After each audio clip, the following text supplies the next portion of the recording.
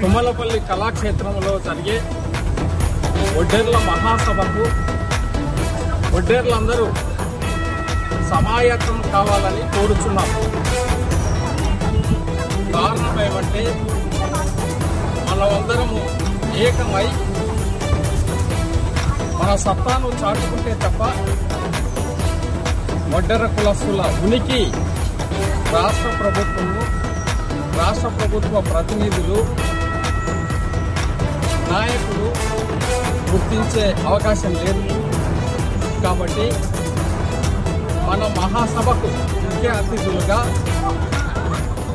ఆంధ్రప్రదేశ్ రాష్ట్ర ముఖ్యమంత్రి గౌరవనీయులు శ్రీ నారా చంద్రబాబు నాయుడు గారిని, ఉప ముఖ్యమంత్రి శ్రీ పవన్ కళ్యాణ్ గారిని మరియు బీజేపీ రాష్ట్ర అధ్యక్షురాలు ఎంపీ గారైన శ్రీమతి పురంధరేశ్వరి గారిని ఆహ్వానించి, అదేవిధంగా రాష్ట్ర కేబినెట్ మంత్రులు ఎన్ఎండి ఫరూక్ గారిని, బీసీ జనార్దన్ రెడ్డి గారిని మరియు 4 ఎంపీలను మరియు 8 మంది ఎమ్మెల్యేలను గౌరవ అతిథులుగా పిలిచి మహాసభను జయప్రదం చేద్దాం అందరం కలిసి.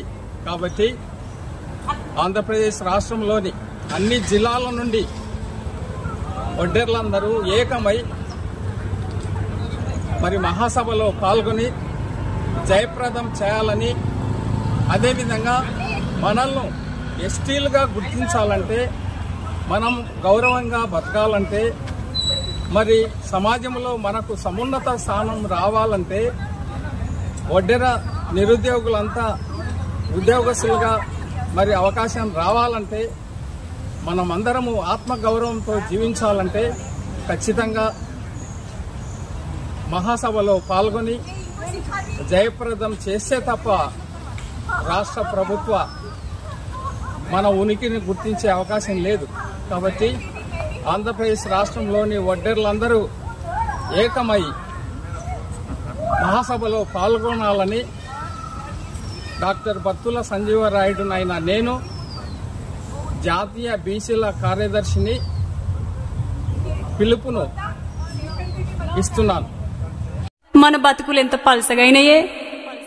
పలసగైనని బాధపడుడు కాదే, ఇకనైనా మన జాతంతా ఏకం కావాలి. మనకున్న హక్కులేందో తెలుసుకోవాలి. ఊరు వాడన ఒడ్డెర సంఘాలు పుట్టాలి. ఆ సంఘాలు పుట్టి సంఘం యొక్క హక్కులేందో తెలుసుకొని మన హక్కులు మనం సాధించుకోవాలని వలసబోయి బతుకుతున్న మనం, ఒద్దిరాజులకు వారసులమైన మనం, ఒకనాడు రాజ్యాన్ని పాలించిన ఒద్దిరాజు వారసులమే మనము. ఎందులో తక్కువ మనం? అందుకే పోరాడుదాం.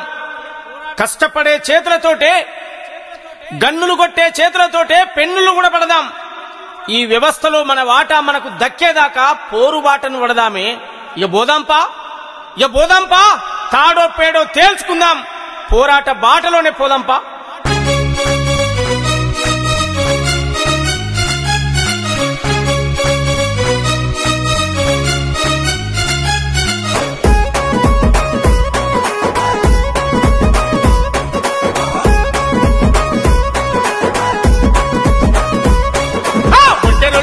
మేము ఒడ్డెరోళ్ళము, మట్టి తట్ట మోసి ఎట్టి చేసినోళ్ళము.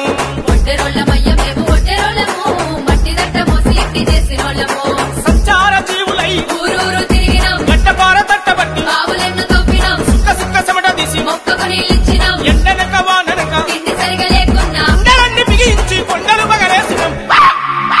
ఒడ్డెరోళ్ళమయ్య మేము